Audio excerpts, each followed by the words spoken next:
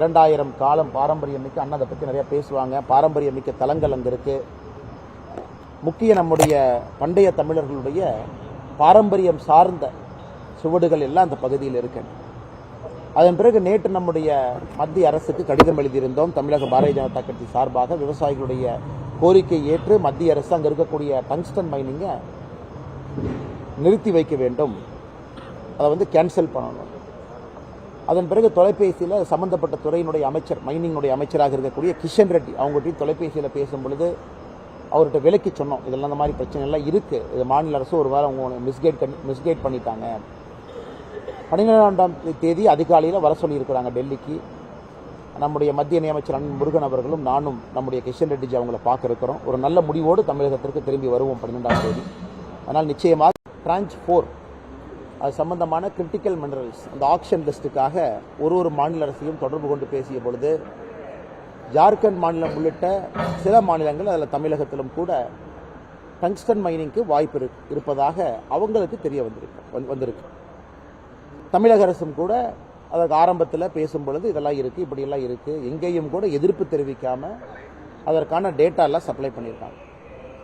அதன் பிறகு மத்திய அரசு இந்த டங்ஸ்டன் மைனிங்கான ஒப்பந்தத்தை கோரி அதன் பிறகு ஹிந்துஸ்தான் ஜிங்க் அந்த நிறுவனம் இதில் பங்கேற்று அவர்களுக்கு அந்த ஒப்பந்தம் அவங்களுக்கு கிடைத்து அதன் பிறகு 10 மாத காலம் எந்த பிரச்சனையுமே இல்லாமல் அது பாட்டுக்கு போயிட்டு இருக்கு. அதன் பிறகு கிராம மக்கள் எல்லாம் போராட்டத்தை அறிவித்த பிறகு தமிழக அரசு அப்படியே தன்னுடைய பேச்சை மாற்றி இதை எதிர்ப்பது போல் பெரிய ஒரு நாடகம் நடத்தி கொண்டிருக்கின்றார். நேற்று சட்டமன்றத்தில் கூட நம்முடைய முதலமைச்சர் அவர்கள் பல விஷயங்களை பேசியிருக்காங்க. அதில் மிக முக்கியமாக தமிழக மக்களுக்கு தீங்கு விளைவிக்கக்கூடிய எந்த ஒரு விஷயத்தையும் நான் எதிர்ப்பேன், அப்படி எந்த எனக்கு முதலமைச்சர் பதவி கூட தேவையில்லை, நான் தூக்கி எறிந்து விடுவேன்லாம் பேசியிருக்காங்க. நான் டிசம்பர் 1ஆம் தேதியே அந்த பகுதியில் இருக்கக்கூடிய விவசாய பெருமக்களுக்கு உறுதி அளித்தோம். இங்கே பாருங்கள், நம்முடைய பிரச்சனை நாம் ஏற்படுத்திய பிரச்சனை இல்லை, இருந்தும் உங்களுடைய மனது புண்படும்படி மத்திய அரசு எப்பொழுதும் கூட நடந்து கொள்ளாது. அதனால் உங்களுடைய கருத்தை எல்லாம் ஏற்றுக்கொண்டு பாரதிய ஜனதா கட்சியினுடைய நம்முடைய மாவட்ட தலைவர்கள் அந்த பகுதியினுடைய எல்லா தலைவர்களும் கூட ஒருமித்த கருத்தோடு நமக்கு சொல்லியிருந்தார்கள் கடந்த 2-3 நாட்களாகவே. ஆனால் இங்கே டங்ஸ்டன் மைனிங் வேண்டாம். காரணம், அழகர்மலை பக்கத்தில் இருக்குது, மெகாலித்திக் பரியல் சைட், கிட்டத்தட்ட 2000 காலம் பாரம்பரியம் மிக்க அண்ணா அதை பற்றி நிறைய பேசுவாங்க. பாரம்பரியம் மிக்க தலங்கள் அங்கே இருக்குது. முக்கிய நம்முடைய பண்டைய தமிழர்களுடைய பாரம்பரியம் சார்ந்த சுவடுகள் எல்லாம் அந்த பகுதியில் இருக்கு. அதன் பிறகு நேற்று நம்முடைய மத்திய அரசுக்கு கடிதம் எழுதியிருந்தோம். தமிழக பாரதிய ஜனதா கட்சி சார்பாக விவசாயிகளுடைய கோரிக்கை ஏற்று மத்திய அரசு அங்கே இருக்கக்கூடிய டங்ஸ்டன் மைனிங்கை நிறுத்தி வைக்க வேண்டும், அதை கேன்சல் பண்ணணும். அதன் பிறகு தொலைபேசியில் சம்பந்தப்பட்ட துறையினுடைய அமைச்சர், மைனிங்குடைய அமைச்சராக இருக்கக்கூடிய கிஷன் ரெட்டி அவங்ககிட்ட தொலைபேசியில் பேசும் பொழுது அவர்கிட்ட விலக்கி சொன்னோம், இதெல்லாம் அந்த மாதிரி பிரச்சனை எல்லாம் இருக்குது, இது மாநில அரசு ஒரு வாரம் அவங்க மிஸ்கைட் பண்ணிட்டாங்க. 12ஆம் தேதி அதிகாலையில் வர சொல்லியிருக்கிறாங்க டெல்லிக்கு. நம்முடைய மத்திய இணையமைச்சர் அண்ணன் முருகன் அவர்களும் நானும் நம்முடைய கிஷன் ரெட்டிஜி அவங்கள பார்க்க இருக்கிறோம். ஒரு நல்ல முடிவோடு தமிழகத்திற்கு திரும்பி வருவோம் 12ஆம் தேதி. அதனால் நிச்சயமாக விவசாயிகளுடைய குரலுக்கு மத்திய அரசு எப்பொழுதும் செவி சாய்த்திருக்கிறது, இந்த முறையும் செவி சாய்க்கும்.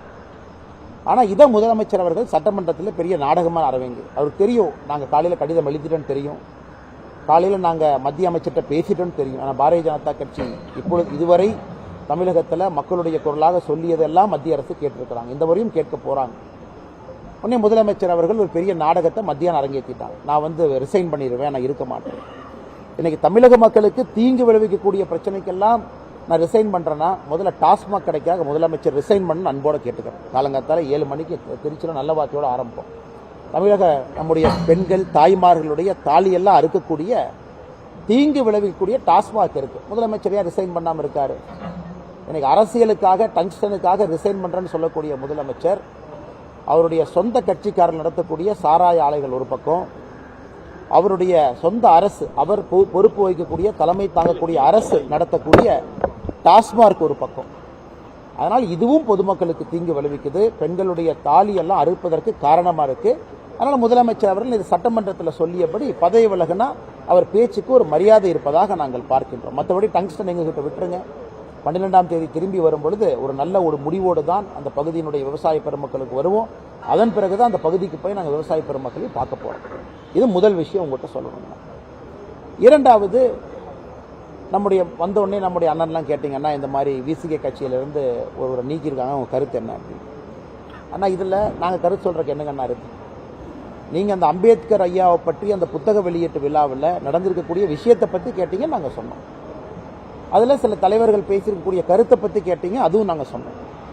அதில் முக்கியமாக எங்களுடைய கருத்து, இவர்கள் நம்முடைய கூட்டணியை பற்றி சொல்லும் பொழுது இவர்கள் கூட்டணியை நாங்கள் எங்களுடைய விரல் நீட்டி நாங்கள் சுட்டி காட்டினோம். முதலமைச்சரை நேரடியாக குறை சொல்லக்கூடிய ஒரு கூட்டணி கட்சியினுடைய முக்கியமான தலைவர் மேடையில் பேசுகிறாங்க, அதை கூட நீக்க முடியவில்லையே அப்படின்னு சொன்னதுக்கப்புறம் வேக வேகமாக ஏதோ பண்ணி நீக்கியிருக்கிறாங்க. இது அந்த கட்சியினுடைய உட்கட்சி பிரச்சனைங்கண்ணா, இது எங்களுடைய பிரச்சனை இல்லை. இருந்தும் கூட இன்னைக்கு தமிழகத்தில் திமுக தலைமையிலான கூட்டணி எப்படி இருக்கிறது என்பதற்கு அம்பேத்கர் ஐயாவுடைய நினைவு நாளில் நடைபெற்ற சென்னையில் இந்த புத்தக வெளியீட்டு விழா ஒரு சாட்சி. அதன் பிறகு டேமேஜ் கண்ட்ரோல் மோடு, அண்ணன் திருமாவளவன் அவர்கள் போய் மாண்புமிகு முதலமைச்சரை சந்திக்கிறாங்க. அதெல்லாம் டேமேஜ் கண்ட்ரோல் மோடு நடக்குது. தமிழக மக்கள் பார்த்து கொண்டிருக்கின்றார்கள். அரசியல் வியாபாரம் அம்பேத்கர் ஐயாவை வைத்து யார் நடத்தினார்கள் என்கின்ற உண்மை வெட்ட வெளிச்சமாக தமிழக மக்களுக்கு தெரிந்துவிட்டது. அதை பாரதிய ஜனதா கட்சி பேசிக் கொண்டிருக்கின்றோம், சுட்டிக்காட்டி கொண்டிருக்கின்றோம். இதை தாண்டி உங்களுக்கு கேள்வி இருந்தால் கேளுங்கன்னா பதில் சொல்லுங்க.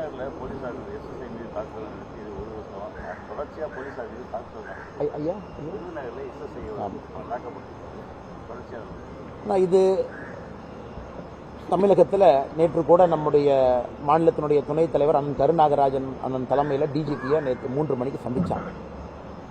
சென்னையில் ஒரு மனநலம் குன்றிய சகோதரியை கையவர்கள் மானபங்கப்படுத்தியிருக்கின்றார்கள், கற்பழித்திருக்கின்றார்கள். அவங்க மேலே நடவடிக்கை எடுக்காமல் காவல்துறை ஒரு பக்கம் சமாதானம் பேசி அனுப்பிட்டாங்க. நடவடிக்கை எடுங்கன்னு நாங்கள் கொடுத்தோம். அதே நேரத்தில் எல்லா குற்றவாளியும் கைது பண்ணுங்க. இன்னொரு பக்கம் தொடர்ந்து பாரதிய ஜனதா கட்சியினுடைய குற்றச்சாட்டு, திமுக அரசு பொறுப்பேற்ற பிறகு காவல்துறையினுடைய கையை கட்டி வச்சிருக்கிறீங்க, வேலை செய்ய விடுறதில்லை, கையவர்களுக்கு அவர்கள் மீது பயமே இல்லை. இது விருதுநகர் நடந்திருக்கக்கூடிய சம்பவம் மற்றும் ஒரு சாட்சி. தொடர்ந்து நடக்கக்கூடிய சம்பவத்தில் இதுவும் ஒரு சாட்சி தான். இன்னைக்கு தைரியமாக போதை கலாச்சாரம் இதெல்லாம் வந்த பிறகு காவல்துறை என்று கூட பார்ப்பதில்லை. யாரா இருந்தாலும் கூட பொது இடத்துல நாங்களே பார்க்கறோம். ரவுடி இன்னைக்கு பேசக்கூடிய தோரணையை பாருங்க. ஒரு காவல்துறையை பார்த்து ஒரு காலத்தில் பயப்படுவாங்க. இன்னைக்கு ரவுடி எல்லாம் பேசக்கூடிய நிலைமையை பார்க்குற, ரோட்டில் அப்படியே பேசுறது, சண்டை போடும் பொழுது அவங்களுடைய அந்த பாடி லாங்குவேஜ், இன்னைக்கு எஸ்எஸ்ஐ மீது கை வைப்பது, இதெல்லாம் கூட தமிழகத்தில் காவல்துறையின் மீது ரவுடிகளுக்கு பயம் இல்லாத ஒரு சூழ்நிலையை ஏற்படுத்தி இருக்கிறது. இது காவல்துறை காரணம் என்று சொல்வதை விட திமுக அரசு காரணம். அதனால் முதலமைச்சர் இந்த வீரவசனம் பேசுறதுக்கு முன்னாடி காவல்துறை கைக்கு கட்டிருக்கக்கூடிய கட்டுகள் அவிழ்த்து விடுங்க, சுதந்திரமாக செயல்படும், ஆக்ஷன் எடுக்கட்டும், எல்லாத்தையும் தூக்கி உள்ள வைக்கட்டும். எப்பொழுது காவல்துறை தன்னுடைய பலத்தை பிரயோகப்படுத்தணுமோ பலத்தை பிரயோகப்படுத்துவதற்கு அனுமதி கொடுங்க. காரணம், பொதுமக்களுக்கு இதனால் நிம்மதி இருக்கும். அதனால் பத்திரிகை நண்பர்கள் கேட்ட கேள்விக்கு தொடர்ந்து நாங்கள் சொல்வது, விருதுநகர் மட்டுமல்ல தமிழகம் முழுவதுமே நடக்கக்கூடிய சம்பவத்தில் இதுவும் ஒரு சம்பவமாகத்தான் நாங்கள் பார்க்கின்றோம். சரிங்க, அது எப்பொழுதுமே இது நடக்கக்கூடிய ஒரு விஷயங்கன்னா, காரணம் நீண்ட நெடுங்காலமாக விடுதலை புலிகள் அமைப்பு எல்டிடிஇ இந்திய அரசினுடைய ப்ரிஸ்கிரைப்டு லிஸ்ட், பேண்ட் லிஸ்டில் இருக்கு. யுஏபிஏ சட்டத்தின்படி இந்திய அரசு ஒரு அமைப்பை பேன் பண்ண உடனே சில ஆண்டுகளுக்கு பிறகு ரிவ்யூ பண்ணுவாங்க, அந்த அமைப்பு எப்படி இருக்குன்னு, திரும்ப அந்த பேனை எக்ஸ்டெண்ட் பண்ணிட்டு வருவாங்க.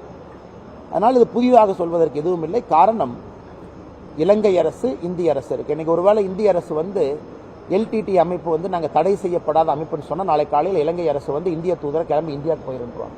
நீங்கள் இந்தியாவில் இருக்க வேண்டாம், எங்களுக்கும் இந்தியாவுக்கும் நல்லுணர்வே வேண்டாம், அதனால் தயவு செஞ்சு எம்பசியை நீங்கள் க்ளோஸ் பண்ணிட்டு கிளம்பி போயிருங்க அப்படின்றாங்க, பங்களாதேஷ் நடப்பது போல. அதனால் இலங்கை அரசை பொறுத்தவரை அவங்க எல்டிடியை தடை பண்ணியிருக்காங்க. அது ஒரு விஷயத்தை புரிஞ்சுக்கிறேன். இந்திய அரசை பொறுத்தவரை நம்முடைய முன்னாள் பிரதமர் அவர்கள் ஒருவர் படுகொலை செய்யப்பட்டிருக்கின்றார்.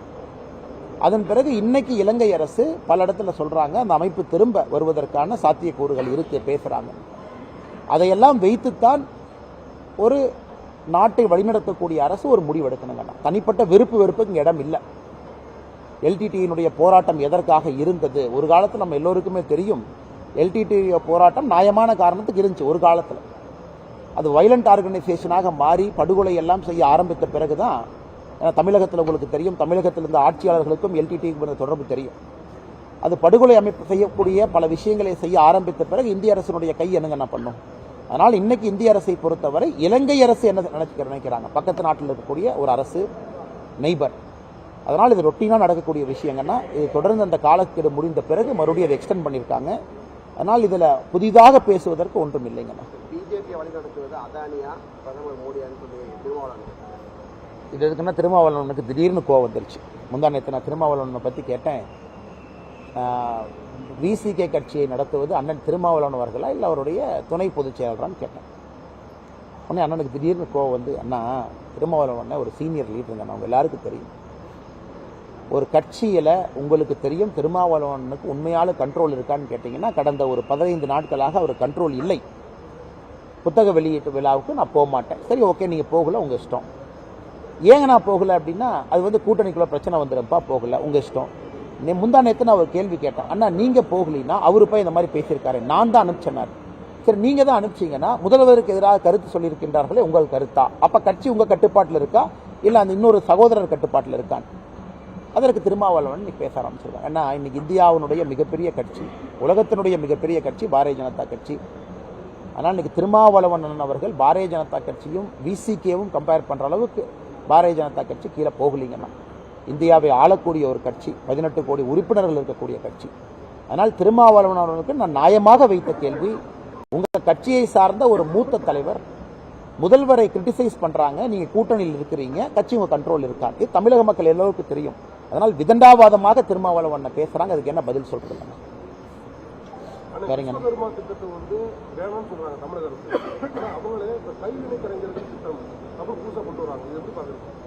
இன்னைக்கு தமிழ்நாட்டினுடைய ட்ரைபல் வெல்ஃபேர் டிபார்ட்மெண்ட் பார்த்தீங்கன்னா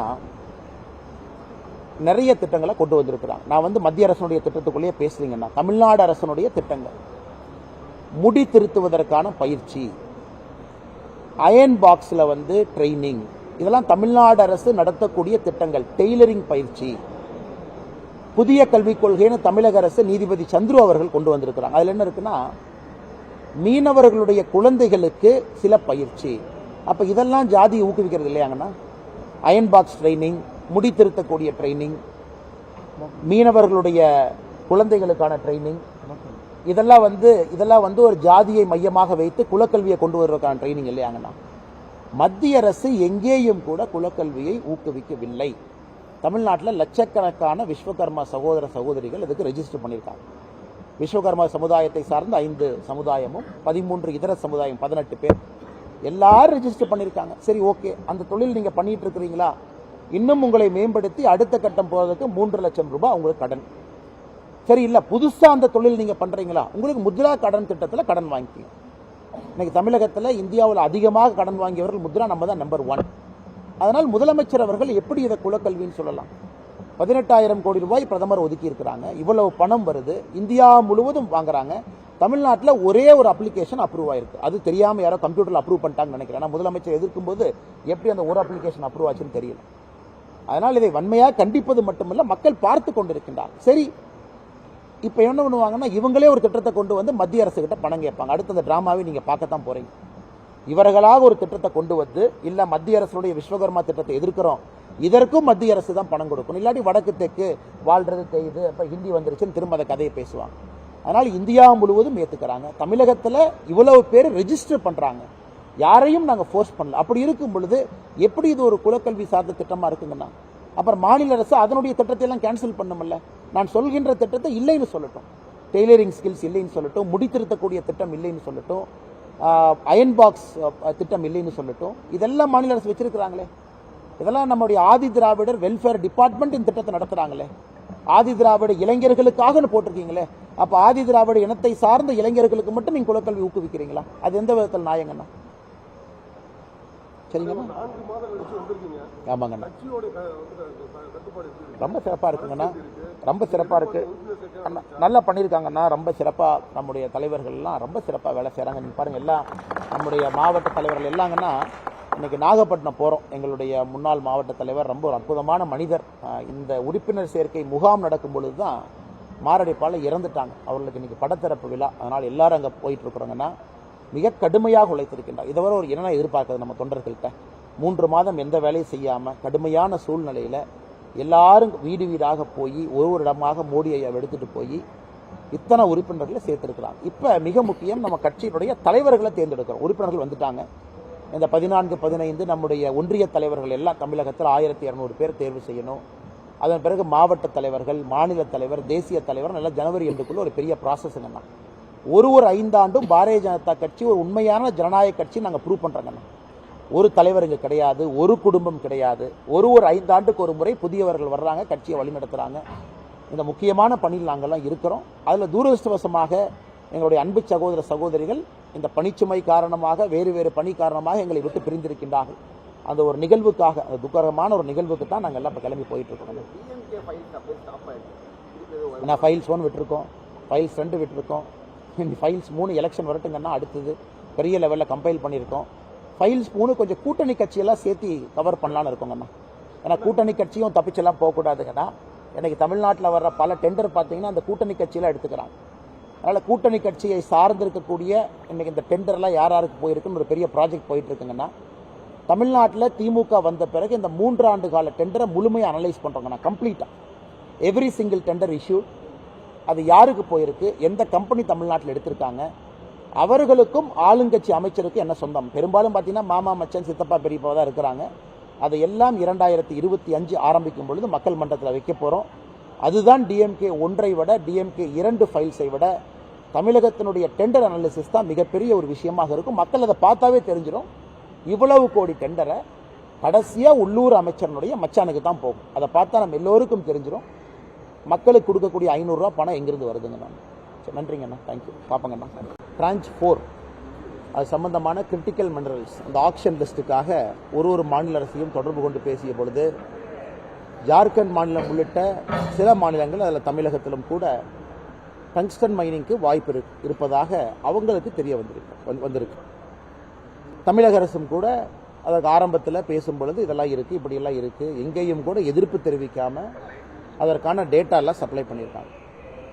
அதன் பிறகு மத்திய அரசு இந்த டங்ஸ்டன் மைனிங்கான ஒப்பந்தத்தை கோரி, அதன் பிறகு ஹிந்துஸ்தான் ஜிங்க் அந்த நிறுவனம் இதில் பங்கேற்று அவர்களுக்கு அந்த ஒப்பந்தம் அவங்களுக்கு கிடைத்து, அதன் பிறகு 10 மாத காலம் எந்த பிரச்சனையுமே இல்லாமல் அது பாட்டுக்கு போயிட்டு இருக்கு. அதன் பிறகு கிராம மக்கள் எல்லாம் போராட்டத்தை அறிவித்த பிறகு தமிழக அரசு அப்படியே தன்னுடைய பேச்சை மாற்றி இதை எதிர்ப்பது போல் பெரிய ஒரு நாடகம் நடத்தி கொண்டிருக்கின்றார். நேற்று சட்டமன்றத்தில் கூட நம்முடைய முதலமைச்சர் அவர்கள் பல விஷயங்களை பேசியிருக்காங்க. அதில் மிக முக்கியமாக தமிழக மக்களுக்கு தீங்கு விளைவிக்கக்கூடிய எந்த ஒரு விஷயத்தையும் நான் எதிர்ப்பேன், அப்படி எந்த எனக்கு முதலமைச்சர் பதவி கூட தேவையில்லை, நான் தூக்கி எறிந்து விடுவேன்லாம் பேசியிருக்காங்க. நான் டிசம்பர் 1ஆம் தேதியே அந்த பகுதியில் இருக்கக்கூடிய விவசாய பெருமக்களுக்கு உறுதி அளித்தோம். இங்கே பாருங்கள், நம்முடைய பிரச்சனை நாம் ஏற்படுத்திய பிரச்சனை இல்லை, இருந்தும் உங்களுடைய மனது புண்படும்படி மத்திய அரசு எப்பொழுதும் கூட நடந்து கொள்ளாது. அதனால் உங்களுடைய கருத்தை எல்லாம் ஏற்றுக்கொண்டு பாரதிய ஜனதா கட்சியினுடைய நம்முடைய மாவட்ட தலைவர்கள், அந்த பகுதியினுடைய எல்லா தலைவர்களும் கூட ஒருமித்த கருத்தோடு நமக்கு சொல்லியிருந்தார்கள் கடந்த 2-3 நாட்களாகவே. ஆனால் இங்கே டங்ஸ்டன் மைனிங் வேண்டாம். காரணம், அழகர்மலை பக்கத்தில் இருக்குது, மெகாலித்திக் பரியல் சைட், கிட்டத்தட்ட 2000 காலம் பாரம்பரியமிக்க, அண்ணா அதை பற்றி நிறைய பேசுவாங்க, பாரம்பரியமிக்க தலங்கள் அங்கே இருக்குது. முக்கிய நம்முடைய பண்டைய தமிழர்களுடைய பாரம்பரியம் சார்ந்த சுவடுகள் எல்லாம் அந்த பகுதியில் இருக்கு. அதன் பிறகு நேற்று நம்முடைய மத்திய அரசுக்கு கடிதம் எழுதியிருந்தோம். தமிழக பாரதிய ஜனதா கட்சி சார்பாக விவசாயிகளுடைய கோரிக்கை ஏற்று மத்திய அரசு அங்கே இருக்கக்கூடிய டங்ஸ்டன் மைனிங்கை நிறுத்தி வைக்க வேண்டும், அதை கேன்சல் பண்ணணும். அதன் பிறகு தொலைபேசியில் சம்பந்தப்பட்ட துறையினுடைய அமைச்சர், மைனிங்குடைய அமைச்சராக இருக்கக்கூடிய கிஷன் ரெட்டி அவங்ககிட்ட தொலைபேசியில் பேசும் பொழுது அவர்கிட்ட விலக்கி சொன்னோம், இதெல்லாம் அந்த மாதிரி பிரச்சனை எல்லாம் இருக்குது, இது மாநில அரசு ஒரு வாரம் அவங்க மிஸ்கைட் பண்ணிட்டாங்க. 12ஆம் தேதி அதிகாலையில் வர சொல்லியிருக்கிறாங்க டெல்லிக்கு. நம்முடைய மத்திய இணையமைச்சர் அண்ணன் முருகன் அவர்களும் நானும் நம்முடைய கிஷன் ரெட்டிஜி அவங்கள பார்க்க இருக்கிறோம். ஒரு நல்ல முடிவோடு தமிழகத்திற்கு திரும்பி வருவோம் 12ஆம் தேதி. ஆனால் நிச்சயமாக விவசாயிகளுடைய குரலுக்கு மத்திய அரசு எப்பொழுதும் செவி சாய்த்திருக்கிறது, இந்த முறையும் செவி சாய்க்கும். ஆனால் இதை முதலமைச்சர் அவர்கள் சட்டமன்றத்தில் பெரிய நாடகமாக அரவேங்க. அவருக்கு தெரியும், நாங்கள் காலையில் கடிதம் எழுதிட்டோன்னு தெரியும், காலையில் நாங்கள் மத்திய அமைச்சர்கிட்ட பேசிட்டோன்னு தெரியும். ஆனால் பாரதிய ஜனதா கட்சி இப்பொழுது இதுவரை தமிழகத்தில் மக்களுடைய குரலாக சொல்லியதெல்லாம் மத்திய அரசு கேட்டிருக்கிறாங்க, இந்த முறையும் கேட்க போகிறாங்க. உடனே முதலமைச்சர் அவர்கள் ஒரு பெரிய நாடகத்தை மத்தியானம் அரங்கேற்றிட்டாங்க. நான் ரிசைன் பண்ணிடுவேன், நான் இருக்க மாட்டேன். இன்னைக்கு தமிழக மக்களுக்கு தீங்கு விளைவிக்கக்கூடிய பிரச்சனைக்கெல்லாம் நான் ரிசைன் பண்ணுறேன்னா முதல்ல டாஸ்மாக் கடைக்காக முதலமைச்சர் ரிசைன் பண்ணு அன்போடு கேட்டுக்கிறேன். காலங்காத்தால 7 மணிக்கு திருச்சியில் நல்ல வார்த்தையோடு ஆரம்பிப்போம். தமிழக நம்முடைய பெண்கள் தாய்மார்களுடைய தாலியெல்லாம் அறுக்கக்கூடிய தீங்கு விளைவிக்கக்கூடிய டாஸ்மாக் இருக்கு. முதலமைச்சரையா ரிசைன் பண்ணாமல் இருக்காரு? இன்னைக்கு அரசியலுக்காக டங்ஸ்டனுக்காக ரிசைன் பண்றேன்னு சொல்லக்கூடிய முதலமைச்சர் அவருடைய சொந்த கட்சிக்காரர் நடத்தக்கூடிய சாராய ஆலைகள் ஒரு பக்கம், அவருடைய சொந்த அரசு, அவர் பொறுப்பு வகிக்கக்கூடிய தலைமை தாங்கக்கூடிய அரசு நடத்தக்கூடிய டாஸ்மார்க் ஒரு பக்கம். அதனால் இதுவும் பொதுமக்களுக்கு தீங்கு விளைவிக்குது. பெண்களுடைய தாலி எல்லாம் அறுப்பதற்கு காரணமா இருக்கு. அதனால முதலமைச்சர் அவர்கள் இது சட்டமன்றத்தில் சொல்லியபடி பதவி விலகுனா அவர் பேச்சுக்கு ஒரு மரியாதை இருப்பதாக நாங்கள் பார்க்கின்றோம். மற்றபடி டங்ஸ்டன் எங்ககிட்ட விட்டுருங்க. 12ஆம் தேதி திரும்பி வரும் பொழுது ஒரு நல்ல ஒரு முடிவோடு தான் அந்த பகுதியினுடைய விவசாய பெருமக்களுக்கு வருவோம். அதன் பிறகுதான் அந்த பகுதிக்கு போய் நாங்கள் விவசாய பெருமக்களை பார்க்க போறோம். இது முதல் விஷயம் உங்கள்கிட்ட சொல்லணும். இரண்டாவது, நம்முடைய வந்தோடனே நம்முடைய அண்ணன்லாம் கேட்டீங்கன்னா இந்த மாதிரி விசிகே கட்சியிலிருந்து ஒருவரை நீக்கியிருக்காங்க, அவங்க கருத்து என்ன அப்படின்னு. ஆனால் இதில் நாங்கள் கருத்து சொல்றதுக்கு என்னங்கண்ணா இருக்கு? நீங்கள் அந்த அம்பேத்கர் ஐயாவை பற்றி அந்த புத்தக வெளியீட்டு விழாவில் நடந்திருக்கக்கூடிய விஷயத்தை பற்றி கேட்டீங்க, நாங்கள் சொன்னோம். அதில் சில தலைவர்கள் பேசியிருக்கக்கூடிய கருத்தை பற்றி கேட்டீங்க, அதுவும் நாங்கள் சொன்னோம். அதில் முக்கியமாக எங்களுடைய கருத்து, இவர்கள் நம்முடைய கூட்டணியை பற்றி சொல்லும் பொழுது இவர்கள் கூட்டணியை நாங்கள் எங்களுடைய விரல் நீட்டி நாங்கள் சுட்டி காட்டினோம். முதலமைச்சரை நேரடியாக குறை சொல்லக்கூடிய ஒரு கூட்டணி கட்சியினுடைய முக்கியமான தலைவர் மேடையில் பேசுறாங்க, அதை கூட நீக்க முடியவில்லையே அப்படின்னு சொன்னதுக்கப்புறம் வேக வேகமா ஏதோ பண்ணி நீக்கி இருக்கிறாங்க. இது அந்த கட்சியினுடைய உட்கட்சி பிரச்சனைங்கண்ணா, இது எங்களுடைய பிரச்சனை இல்லை. இருந்தும் கூட இன்னைக்கு தமிழகத்தில் திமுக தலைமையிலான கூட்டணி எப்படி இருக்கிறது என்பதற்கு அம்பேத்கர் ஐயாவுடைய நினைவு நாளில் நடைபெற்ற சென்னையில் இந்த புத்தக வெளியீட்டு விழா ஒரு சாட்சி. அதன் பிறகு டேமேஜ் கண்ட்ரோல் மோடு, அண்ணன் திருமாவளவன் அவர்கள் போய் மாண்புமிகு முதலமைச்சரை சந்திக்கிறாங்க. அதெல்லாம் டேமேஜ் கண்ட்ரோல் மோடு நடக்குது. தமிழக மக்கள் பார்த்து கொண்டிருக்கின்றார்கள். அரசியல் வியாபாரம் அம்பேத்கர் ஐயாவை வைத்து யார் நடத்தினார்கள் என்கின்ற உண்மை வெட்ட வெளிச்சமாக தமிழக மக்களுக்கு தெரிந்துவிட்டது. அதை பாரதிய ஜனதா கட்சி பேசிக் கொண்டிருக்கின்றோம், சுட்டிக்காட்டிக் கொண்டிருக்கின்றோம். இதை தாண்டி உங்களுக்கு கேள்வி இருந்தால் கேளுங்கன்னா பதில் சொல்லுங்க.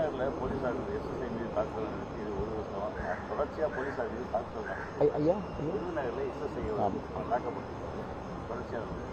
இது தமிழகத்தில் நேற்று கூட நம்முடைய மாநிலத்தினுடைய துணைத் தலைவர் அண்ணன் கருநாகராஜன் அண்ணன் தலைமையில் டிஜிபியை நேற்று 3 மணிக்கு சந்திச்சாங்க. சென்னையில் ஒரு மனநலம் குன்றிய சகோதரியை கையவர்கள் மானபங்கப்படுத்தியிருக்கின்றார்கள், கற்பழித்திருக்கின்றார்கள். அவங்க மேலே நடவடிக்கை எடுக்காமல் காவல்துறை ஒரு பக்கம் சமாதானம் பேசி அனுப்பிட்டாங்க. நடவடிக்கை எடுங்கன்னு நாங்கள் கொடுத்தோம். அதே நேரத்தில் எல்லா குற்றவாளியும் கைது பண்ணுங்க. இன்னொரு பக்கம் தொடர்ந்து பாரதிய ஜனதா கட்சியினுடைய குற்றச்சாட்டு, திமுக அரசு பொறுப்பேற்ற பிறகு காவல்துறையினுடைய கையை கட்டி வச்சிருக்கிறீங்க, வேலை செய்ய விடுறதில்லை, கையவர்களுக்கு அவர்கள் மீது பயமே இல்லை. இது விருதுநகர் நடந்திருக்கக்கூடிய சம்பவம் மற்றும் ஒரு சாட்சி. தொடர்ந்து நடக்கக்கூடிய சம்பவத்தில் இதுவும் ஒரு சாட்சி தான். இன்னைக்கு தைரியமாக போதை கலாச்சாரம் இதெல்லாம் வந்த பிறகு காவல்துறை என்று கூட பார்ப்பதில்லை. யாரா இருந்தாலும் கூட பொது இடத்துல நாங்களே பார்க்கறோம். ரவுடி இன்னைக்கு பேசக்கூடிய தோரணையை பாருங்க. ஒரு காவல்துறையை பார்த்து ஒரு காலத்தில் பயப்படுவாங்க. இன்னைக்கு ரவுடி எல்லாம் பேசக்கூடிய நிலைமையை பார்க்குற, ரோட்டில் அப்படியே பேசுறது, சண்டை போடும் பொழுது அவங்களுடைய அந்த பாடி லாங்குவேஜ், இன்னைக்கு எஸ்எஸ்ஐ மீது கை வைப்பது, இதெல்லாம் கூட தமிழகத்தில் காவல்துறையின் மீது ரவுடிகளுக்கு பயம் இல்லாத ஒரு சூழ்நிலையை ஏற்படுத்தி இருக்கிறது. இது காவல்துறை காரணம் என்று சொல்வதை விட திமுக அரசு காரணம்.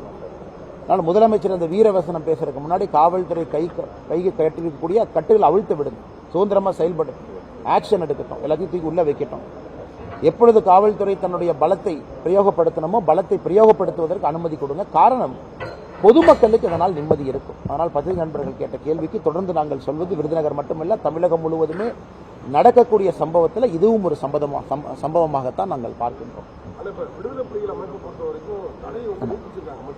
சரிங்க, அது எப்பொழுதுமே இது நடக்கக்கூடிய ஒரு விஷயங்கன்னா, காரணம் நீண்ட நெடுங்காலமாக விடுதலை புலிகள் அமைப்பு எல்டிடிஇ இந்திய அரசனுடைய ப்ரிஸ்கிரைப்டு லிஸ்ட், பேண்ட் லிஸ்டில் இருக்கு. யுஏபிஏ சட்டத்தின்படி இந்திய அரசு ஒரு அமைப்பை பேன் பண்ண உடனே சில ஆண்டுகளுக்கு பிறகு ரிவ்யூ பண்ணுவாங்க, அந்த அமைப்பு எப்படி இருக்குன்னு, திரும்ப அந்த பேனை எக்ஸ்டெண்ட் பண்ணிட்டு வருவாங்க. அதனால் இது புதிதாக சொல்வதற்கு எதுவும் இல்லை. காரணம், இலங்கை அரசு, இந்திய அரசு இருக்கு. இன்னைக்கு ஒருவேளை இந்திய அரசு எல்டிடி அமைப்பு நாங்கள் தடை செய்யப்படாத அமைப்புன்னு சொன்னால், நாளை காலையில் இலங்கை அரசு இந்திய தூதரை கிளம்பி இந்தியாவுக்கு போயிருந்துருவாங்க. நீங்கள் இந்தியாவில் இருக்க வேண்டாம், எங்களுக்கும் இந்தியாவுக்கும் நல்லுணர்வே வேண்டாம், அதனால் தயவு செஞ்சு எம்பசியை நீங்கள் க்ளோஸ் பண்ணிட்டு கிளம்பி போயிருங்க அப்படின்றாங்க, பங்களாதேஷ் நடப்பது போல. அதனால் இலங்கை அரசை பொறுத்தவரை அவங்க எல்டிடியை தடை பண்ணியிருக்காங்க. அது ஒரு விஷயத்தை புரிஞ்சுக்கிறேன்.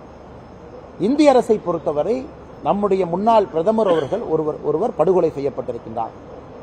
அதன் பிறகு இன்னைக்கு இலங்கை அரசு பல இடத்துல சொல்றாங்க அந்த அமைப்பு திரும்ப வருவதற்கான சாத்தியக்கூறுகள் இருக்கு, பேசுறாங்க. அதையெல்லாம் வைத்துத்தான் ஒரு நாட்டை வழிநடத்தக்கூடிய அரசு ஒரு முடிவு எடுக்கணுங்க. தனிப்பட்ட வெறுப்புக்கு இங்க இடம் இல்லை. எல்டிடியினுடைய போராட்டம் எதற்காக இருந்தது? ஒரு காலத்தில் நம்ம எல்லோருக்குமே தெரியும், எல்டிடி போராட்டம் நியாயமான காரணத்துக்கு இருந்துச்சு. ஒரு காலத்தில் அது வயலண்ட் ஆர்கனைசேஷனாக மாறி படுகொலை எல்லாம் செய்ய ஆரம்பித்த பிறகுதான் தமிழகத்தில் உங்களுக்கு தெரியும்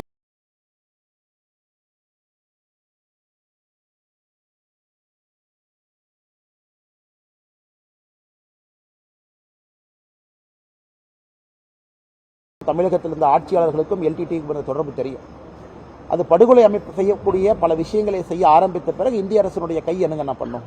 அதனால் இன்னைக்கு இந்திய அரசை பொறுத்தவரை இலங்கை அரசு என்ன நினைக்கிறாங்க, பக்கத்து நாட்டில் இருக்கக்கூடிய ஒரு அரசு நெய்பர். அதனால் இது ரொட்டீனாக நடக்கக்கூடிய விஷயங்கன்னா இது தொடர்ந்து அந்த காலக்கெடு முடிந்த பிறகு மறுபடியும் அதை எக்ஸ்டெண்ட் பண்ணியிருக்காங்க. அதனால் இதில் புதிதாக பேசுவதற்கு ஒன்றும் இல்லைங்கண்ணா. பிஜேபி வழிநடத்துவது அதானியா பிரதமர் மோடியான்னு சொல்லி திருமாவளவன் இது எதுக்குன்னா திருமாவளவனுக்கு திடீர்னு கோவம் வந்துருச்சு. முந்தா நேற்று நான் திருமாவளவனை பற்றி கேட்டேன், விசிகே கட்சியை நடத்துவது அண்ணன் திருமாவளவன் அவர்களா இல்லை அவருடைய துணை பொதுச் செயலரான்னு கேட்டேன். உடனே அண்ணனுக்கு திடீர்னு கோவம் வந்து, அண்ணா திருமாவளவன் ஒரு சீனியர் லீடருங்க, அவங்க எல்லாருக்கும் தெரியும். ஒரு கட்சியில் உங்களுக்கு தெரியும் திருமாவளவனுக்கு உண்மையான கண்ட்ரோல் இருக்கான்னு கேட்டிங்கன்னா கடந்த ஒரு 15 நாட்களாக அவர் கண்ட்ரோல் இல்லை. புத்தக வெளியீட்டு விழாவுக்கு நான் போக மாட்டேன். சரி, ஓகே, நீங்கள் போகல, உங்கள் இஷ்டம். ஏங்க நான் போகல அப்படின்னா அது கூட்டணிக்குள்ள பிரச்சனை வந்துடும்ப்பா, போகல, உங்கள் இஷ்டம். முந்தா நேற்று நான் ஒரு கேள்வி கேட்டேன், அண்ணா நீங்கள் போகலின்னா அவரு போய் இந்த மாதிரி பேசியிருக்காரு, நான் தான் அனுப்பிச்சேனார். சரி, நீங்கள் தான் அனுப்பிச்சிங்கன்னா முதல்வருக்கு எதிராக கருத்து சொல்லியிருக்கின்றார்களே, உங்கள் கருத்தா? அப்போ கட்சி உங்கள் கட்டுப்பாட்டில் இருக்கா இல்லை அந்த இன்னொரு சகோதரர் கட்டுப்பாட்டில் இருக்கான்? அதற்கு திருமாவளவன் இன்னைக்கு பேச ஆரம்பிச்சிருக்காங்க. ஏன்னா இன்னைக்கு இந்தியாவினுடைய மிகப்பெரிய கட்சி, உலகத்தினுடைய மிகப்பெரிய கட்சி பாரதிய ஜனதா கட்சி. ஆனால் இன்னைக்கு திருமாவளவன் அவர்கள் பாரதிய ஜனதா கட்சியும் விசிகேவும் கம்பேர் பண்ணுற அளவுக்கு பாரதிய ஜனதா கட்சி கீழே போகலிங்கன்னா. இந்தியாவை ஆளக்கூடிய ஒரு கட்சி, 18 கோடி உறுப்பினர்கள் இருக்கக்கூடிய கட்சி. அதனால் திருமாவளவன் அவர்களுக்கு நான் நியாயமாக வைத்த கேள்வி, உங்கள் கட்சியை சார்ந்த ஒரு மூத்த தலைவர் முதல்வரை கிரிட்டிசைஸ் பண்றாங்க, நீங்க கூட்டணியில் இருக்கிறீங்க, கட்சி உங்க கண்ட்ரோல் இருக்காது, தமிழக மக்கள் எல்லோருக்கும் தெரியும். அதனால் விதண்டாவாதமாக திருமாவளவன் பேசுறாங்க, அதுக்கு என்ன பதில் சொல்றது?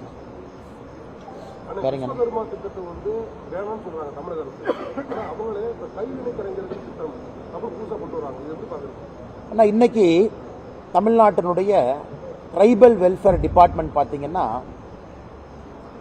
நிறைய திட்டங்களை கொண்டு வந்திருக்கிறாங்க. நான் மத்திய அரசனுடைய திட்டத்துக்குள்ளேயே பேசுறீங்கன்னா தமிழ்நாடு அரசனுடைய திட்டங்கள், முடி திருத்துவதற்கான பயிற்சி, அயன் பாக்ஸ்ல ட்ரைனிங், இதெல்லாம் தமிழ்நாடு அரசு நடத்தக்கூடிய திட்டங்கள். டெய்லரிங் பயிற்சி, புதிய கல்விக் கொள்கைன்னு தமிழக அரசு நீதிபதி சந்துரு அவர்கள் கொண்டு வந்திருக்கிறாங்க. அதுல என்ன இருக்குன்னா மீனவர்களுடைய குழந்தைகளுக்கு சில பயிற்சி.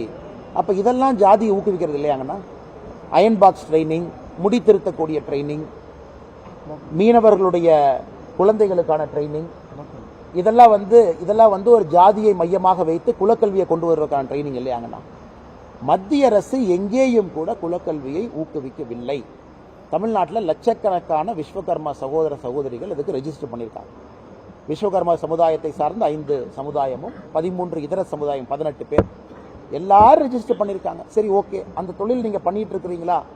இன்னும் உங்களை மேம்படுத்தி அடுத்த கட்டம் போறதுக்கு 3 லட்சம் ரூபாய் உங்களுக்கு கடன். சரி, இல்ல புதுசா அந்த தொழில் நீங்க பண்றீங்களா? உங்களுக்கு முத்ரா கடன் திட்டத்தில் கடன் வாங்கிக்கீங்க. இன்னைக்கு தமிழகத்தில் இந்தியாவில் அதிகமாக கடன் வாங்கியவர்கள் முத்ரா நம்ம தான் நம்பர் 1. அதனால் முதலமைச்சர் அவர்கள் எப்படி இதை குலக்கல்வின்னு சொல்லலாம்? 18,000 கோடி ரூபாய் பிரதமர் ஒதுக்கி இருக்கிறாங்க. இவ்வளவு பணம் வருது, இந்தியா முழுவதும் வாங்குறாங்க. தமிழ்நாட்டில் ஒரே ஒரு அப்ளிகேஷன் அப்ரூவ் ஆயிருக்கு. அது தெரியாம யாரோ கம்ப்யூட்டர்ல அப்ரூவ் பண்ணிட்டாங்கன்னு நினைக்கிறேன். முதலமைச்சர் எதிர்க்கும் போது எப்படி அந்த ஒரு அப்ளிகேஷன் அப்ரூவ் ஆச்சுன்னு தெரியல.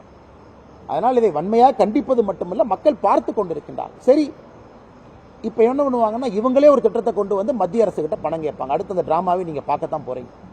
இவர்களாக ஒரு திட்டத்தை கொண்டு இல்ல மத்திய அரசுடைய விஸ்வகர்மா திட்டத்தை எதிர்க்கிறோம், இதற்கும் மத்திய அரசு தான் பணம் கொடுக்கணும். இல்லாட்டி வடக்கு தெற்கு வாழ்றது தெரியுது, அப்ப ஹிந்தி வந்துருச்சுன்னு திரும்ப அந்த கதையை பேசுவாங்க. அதனால இந்தியா முழுவதும் ஏத்துக்கிறாங்க. தமிழகத்துல இவ்வளவு பேர் ரெஜிஸ்டர் பண்றாங்க, யாரையும் நாங்க ஃபோர்ஸ் பண்ணல. அப்படி இருக்கும் பொழுது எப்படி இது ஒரு குலக்கல்வி சார்ந்த திட்டமா இருக்குங்கன்னா, அப்புறம் மாநில அரசு அதனுடைய திட்டத்தை எல்லாம் கேன்சல் பண்ணுமல்ல. நான் சொல்கின்ற திட்டத்தை இல்லைன்னு சொல்லட்டும், டெய்லரிங் ஸ்கில்ஸ் இல்லைன்னு சொல்லட்டும், முடித்திருத்தக்கூடிய திட்டம் இல்லைன்னு சொல்லட்டும், அயன் பாக்ஸ் திட்டம் இல்லைன்னு சொல்லட்டும், இதெல்லாம் மாநில அரசு வச்சிருக்கிறாங்களே. இதெல்லாம் நம்முடைய ஆதி திராவிடர் வெல்ஃபேர் டிபார்ட்மெண்ட் இந்த திட்டத்தை நடத்துறாங்களே. ஆதி திராவிட இளைஞர்களுக்காக போட்டிருக்கீங்களே. அப்ப ஆதி திராவிட இனத்தை சார்ந்த இளைஞர்களுக்கு மட்டும் நீங்க குலக்கல்வி ஊக்குவிக்கிறீங்களா? அது எந்த விதத்தில் நியாயங்கண்ணா? சரிங்கண்ணா. ஆமாங்கண்ணா. ரொம்ப சிறப்பா இருக்குங்கண்ணா. ரொம்ப சிறப்பா இருக்கு. நல்லா பண்ணியிருக்காங்கண்ணா. ரொம்ப சிறப்பா நம்முடைய தலைவர்கள்லாம் ரொம்ப சிறப்பா வேலை செய்யறாங்க. நீங்க பாருங்க, எல்லாம் நம்முடைய மாவட்ட தலைவர்கள் எல்லாங்கன்னா இன்னைக்கு நாகப்பட்டினம் போறோம். எங்களுடைய முன்னாள் மாவட்ட தலைவர் ரொம்ப ஒரு அற்புதமான மனிதர். இந்த உறுப்பினர் சேர்க்கை முகாம் நடக்கும் பொழுதுதான் மாரடைப்பால் இறந்துட்டாங்க. அவர்களுக்கு இன்னைக்கு படத்திறப்பு விழா. அதனால் எல்லாரும் அங்கே போயிட்டு இருக்கிறோங்கன்னா மிக கடுமையாக உழைத்திருக்கின்றார். இதை வரை ஒரு என்ன எதிர்பார்க்குறது நம்ம தொண்டர்கள்ட்ட? 3 மாதம் எந்த வேலையும் செய்யாமல் கடுமையான சூழ்நிலையில் எல்லாரும் வீடு வீடாக போய் ஒரு இடமாக மோடி ஐயா எடுத்துட்டு போய் இத்தனை உறுப்பினர்களை சேர்த்திருக்கிறாங்க. இப்போ மிக முக்கியம், நம்ம கட்சியினுடைய தலைவர்களை தேர்ந்தெடுக்கிறோம். உறுப்பினர்கள் வந்துட்டாங்க. இந்த 14, 15 நம்முடைய ஒன்றிய தலைவர்கள் எல்லாம் தமிழகத்தில் 1200 பேர் தேர்வு செய்யணும். அதன் பிறகு மாவட்ட தலைவர்கள், மாநில தலைவர், தேசிய தலைவர் எல்லாம் ஜனவரி 2க்குள்ள ஒரு பெரிய ப்ராசஸ்ங்கண்ணா. ஒரு 5 ஆண்டும் பாரதிய ஜனதா கட்சி ஒரு உண்மையான ஜனநாயக கட்சி நாங்கள் ப்ரூவ் பண்ணுறோங்கண்ணா. ஒரு தலைவர் இங்கே கிடையாது, ஒரு குடும்பம் கிடையாது. ஒரு 5 ஆண்டுக்கு ஒரு முறை புதியவர்கள் வர்றாங்க, கட்சியை வழி நடத்துகிறாங்க. இந்த முக்கியமான